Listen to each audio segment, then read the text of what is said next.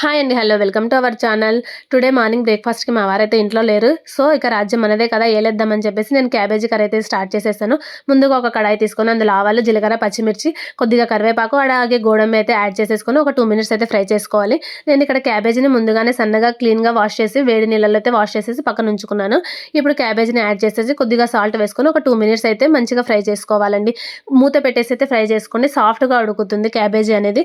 నేను ఇక్కడ శనగపప్పునైతే ముందుగానే వాటర్‌లో అయితే నానబెట్టుకున్నాను. శనగపప్పు ప్లేస్‌లో మీరు పెసరపప్పును కూడా యాడ్ చేసేసుకోవచ్చు.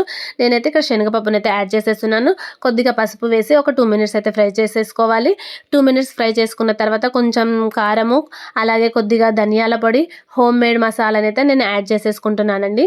ఆప్షనల్ అండి, మసాలా మీ ఇష్టము. నేనైతే యాడ్ చేసుకున్నాను. అలాగే 2 టేబుల్ స్పూన్స్ పచ్చి కొబ్బరి అయితే యాడ్ చేసుకుంటున్నానండి. పచ్చి కొబ్బరి లేకపోతే ఒకవేళ పల్లీల పొడిని కూడా యాడ్ చేసేసుకోవచ్చు. ఒక చిన్న చాయ్ గ్లాస్ అంత వాటర్ అయితే యాడ్ చేసేసుకొని మూత పెట్టేసుకొని ఒక 2 మినిట్స్ అయితే మగ్గించుకోవాలండి. కొంచెం వాటర్ యాడ్ చేయడం వల్ల క్యాబేజీ సాఫ్ట్‌గా ఉడుకుతుంది. సో, చాలా టేస్టీగా ఉంటుంది. మా వారికి క్యాబేజీ కర్రీ ఇష్టం ఉండదు కాబట్టి వారు లేనప్పుడు చేసుకుందామని నేను ఈ క్యాబేజీ కర్రీ చేయడానికి రాజ్యం ఏలాలన్నమాట చెప్పాను. మీరు తప్పుగా అనుకోవద్దండి. సో, ఎంతో సింపుల్‌గా టేస్టీగా ఉండే క్యాబేజీ రెడీ.